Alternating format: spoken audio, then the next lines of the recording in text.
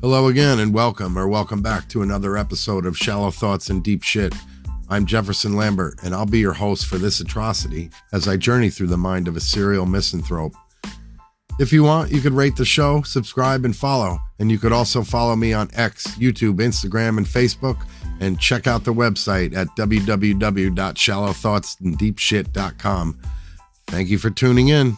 Let's get started, shall we?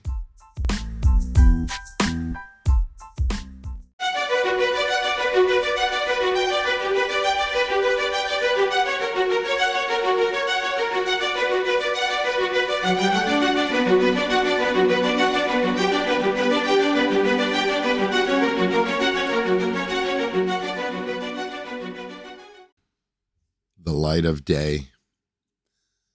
Angela killed her husband tonight. It was slow and painful as she watched him bleed profusely over the toilet bowl. His mouth was gushing a river of blood mixed with tiny shards of glass, which she had mashed up and mixed in with his mug of warm coffee. He groped his neck, his bloody tongue hanging south toward the bathroom floor as she stood outside the door in horror watching him die. Her trembling hands were cupped over her mouth, and her eyes were swollen with tears. She wondered if this was too extreme for him, but she knew better. Die, you motherfucking rotten yuppie bastard, she thought, as Mike keeled over and hit the side of the bathtub and rolled onto the floor, still grabbing at his glass-filled throat. His lacerated mouth made a horrible gurgling noise. She made the coffee lukewarm on purpose, so that he'd gulp it down at breakfast with the tiny shards of glass resting in the bottom of the mug. Just minutes before, they were both getting ready for the day, each bustling around the kitchen, not uttering a word to one another since last night's latest eruption. She made the coffee as he slathered 2 rolls with spicy mustard, preparing ham sandwiches for his lunch at the office. "Do you want coffee?" she asked him impatiently, expecting him not to answer. "Yeah," was all he said, as he cut the giant ham into thin slices and placed them haphazardly onto the bread. She brewed the percolator and prepared both of their mugs with some hazelnut cream. When he started searching inside the refrigerator for the pickles was when she added her film canister of crushed glass into his mug. She mixed it around and turned the stove down to medium. She turned and washed the spoon, feeling the red, ripe wound across her lower back. Last night was their worst fight yet. They had been married for 12 years, and the last 3 of them were pure hell. His drinking was steadily increasing to over a 12-pack of beer a night, followed by his crude attempts at making love to her in his drunken stupor. He was a very responsible person, and he was dedicated to his job and his work. His income was just over $65,000, and he took care of all the bills, but he still did nothing for his relationship with Angela and nothing to get help to quit drinking. The disease, which was inherited to him by his father's genes, had progressed slowly but surely. When she met him at the nightclub 15 years ago, he was the gleam in her eyes that never tarnished. They did everything together and loved each other madly, not wanting to be apart, not for one moment. They were married in the summer of 1985 in their hometown of Wappingers Falls, and then moved away to Chandler, Arizona 5 years ago when Mike got his promotion and transfer. They were both on top of the world back then. Mike had always told her he would love her forever and would take care of her and their impending children, something they had both wanted back then, but neither had talked about in some time now. The fight started at 5:30 when Mike came home with a half-empty 12-pack under his arms and a fresh beer can in his other hand. Angela was at the counter carving a plump pink ham she had baked all afternoon, and she even topped it with sliced pineapples and some cherries. He dropped the 12-pack down on the kitchen table, spilling a few cans of beer from the carrying case. One of them dropped to the floor and burst, spraying the table and floor with sticky, frothy beer.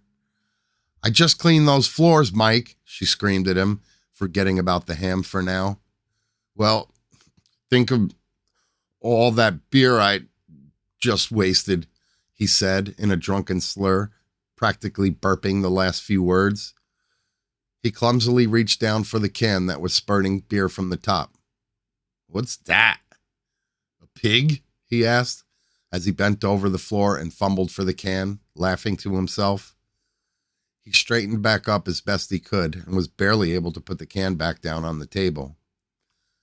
"You're drunk again, aren't you?" she asked, knowing full well that he was downright polluted. "Yep," he said matter-of-factly. "I'll just get these clothes off and be back down for the game," he said, tucking at his tie and collar. "Don't bother making me a plate. I ate at the bar. It stinks anyway," he told her, making a face like he was smelling fresh dog shit for the first time in his life. He then swirled around, went off balance, and then stood up straight and slumbered out of the kitchen toward the stairs. Angela was furious. He'd come home like this for the past 3 nights. He was wasted and wanted nothing more than to watch the basketball game and drain the rest of his beer and stumble off to bed. She had even called him at work that afternoon and asked if he'd like a nice home-cooked dinner with all the fixings. She rented the Joy Luck Club from the video store and thought they were going to have a quiet evening together for a change. Instead, he came home with the 12-pack with hopes of watching basketball. She wasn't just furious. She was ballistic. With the oven mitt still on her hand, she went to the table and picked up the remainder of his beer and ran into the hall and threw it toward him with one giant heave. As he reached the first stair, the 12-pack nailed him hard in the corner of his back. He awkwardly fell backwards and slipped off the stair and onto the tile floor as the beer carrier ripped apart and cans burst from their tops and started spraying everywhere. He landed on his back onto the unforgiving tile, and then his head hit next, the back of his skull taking the brunt of it. And for a brief second, she thought she had killed him. But in seconds, he was up, the drunken stupor look on his face now replaced with raging anger. "Serves you right, you lousy drunk," she spat, and she turned and stormed back into the kitchen. She thought that he would just stand there and realize how mad she really was this time and then go on about his business. But as she walked back into the kitchen, she heard the hallway closet door open for a second or two and then slam shut again quickly. She reached the island in the middle of the kitchen and picked up her knife from the counter and was about to resume carving the ham when she heard his footsteps behind her, and then her legs buckled from underneath her. Agonizing pain thrashed up and down her spine like an earthquake. She crumpled to the floor like melting wax as Mike stood over her with his one iron grasped between his clenched fists. He glared down at her, his eyes wide, bulging, and he grinned. That's when she saw the monster inside of him come out. The boozing and the partying were about to unleash in a way that she had never seen before. "4!" he screamed in her face as she reached for her back, which was already starting to swell from the blow. He threw the club into the living room, smashing the lamp his parents had given them for an anniversary present 3 years ago.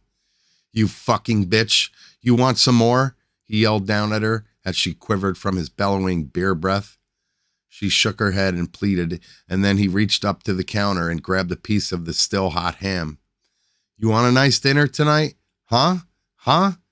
He took the piece of ham and shoved it into her mouth like some sickening wedding tradition, only with tears of pain and fresh ham instead of tears of joy and cake with icing. She gagged and convulsed and nearly vomited from his thrust into her mouth. He then got down on one knee and spoke to her in a steady, monotone voice through gritted teeth. "I'm going to kill you, Angela. Keep it up, and I'm going to end your miserable existence, you bitch."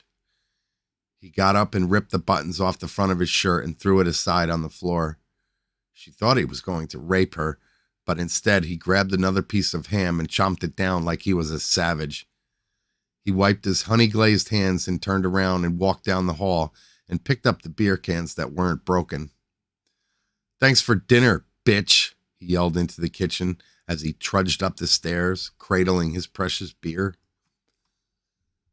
Angela lay on the floor for a good half an hour before she finally got up. She wanted to make sure he wasn't coming back down before she cleaned up the tainted dinner and then went into the bathroom and rubbed cream onto the red welt across the bottom of her back. She was a tough woman, but not this tough. She sat on the couch for the next couple of hours and waited for him to fall asleep before she went out into the backyard with an empty wine bottle and broke it across the back steps. The noise was loud, but she knew he couldn't hear a thing. He was in la-la land for the rest of the night. She gathered up the broken glass and went back inside. She then went into the garage with the broken glass and took his hammer out of his toolbox and hammered the fragments of glass into tiny shards.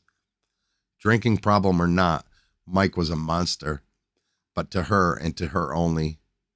And although even if she had rationalized and come to her senses, she'd still find another way to make him pay for the last 3 years of drunken hell he'd put her through. The little slaps had progressed to hard backhands, and last night was the straw that broke the camel's back. Angela was the camel. She not only wanted it to stop, but she wanted revenge.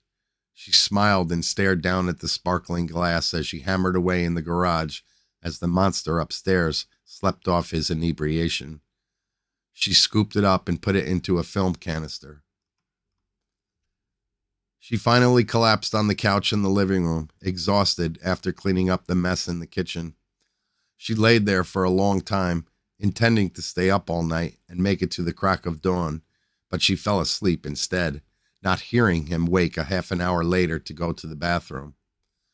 Her film canister of glass was tucked safely away in her pocket. As Mike twisted and convulsed on the bathroom floor, Angela felt the pain of the one iron across her back as she rethought what had happened last night.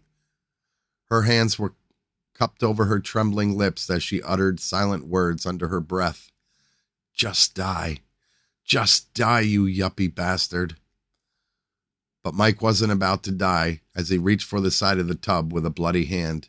He tried to get up, but he was vomiting too much blood. The floor became messy, and Angela found herself wondering when she was going to have time to clean it up. She had tennis lessons at 10:30 and then an aerobics class at 12:30. Mike's hand dropped down to the floor as the glass inside his stomach and throat cut some more tissue and sliced at his tonsils when he puked it back up. Seconds later, to Angela's delight, he swallowed his tongue and writhed there for what seemed like an eternity before his hands hit the floor and then lay still. His eyes remained open, staring ahead at the white ceiling as his mouth groped for words that would never come. Finally, his chest rose once more and then lay still as the white dress shirt soaked up the red blood like a sponge. After she was sure he was dead, Angela dropped her hands from her mouth and just stood there for a moment, wondering what the hell she had just done. After a while, his body sickened her, and she could look no more. She hobbled back into the kitchen and leaned over the sink, trying to vomit, but nothing would come up. Instead, she took her cup of lukewarm coffee and sat down. She sipped the murky liquid, thinking of what to do next. She was going to go to the phone and cancel her tennis appointment, but decided against it. She thought about what to do next, biting her manicured nails for the first time in years. The mess in the bathroom was much more than she had expected. She then suddenly felt too tired to do anything at all. Her wet eyelids drooped down, and she did all she could to keep them open. She got up from the table and lazily made her way to the sink and put her coffee mug down. She placed the mug into the sink, not noticing the white, clumpy powder in the bottom of her cup. That was when she saw the prescription sleeping pill bottle on the windowsill. Mike had filled it for her the day before, and now it stood there, empty as could be, with the morning sun making its way over the mountaintop. The 30 sleeping pills in the bottle were now gone. She looked down in the sink, and then saw the white powder staring back up at her from the bottom of her mug. That's when the reality hit her. Mike was up early too, preparing his own sugar substitute for her coffee. The pills went to work, and then she went cross-eyed and dropped to the floor like a sack of potatoes. Her soft skull hit the tile floor, fracturing it, and she lay there still, never again to wake, and see the light of day.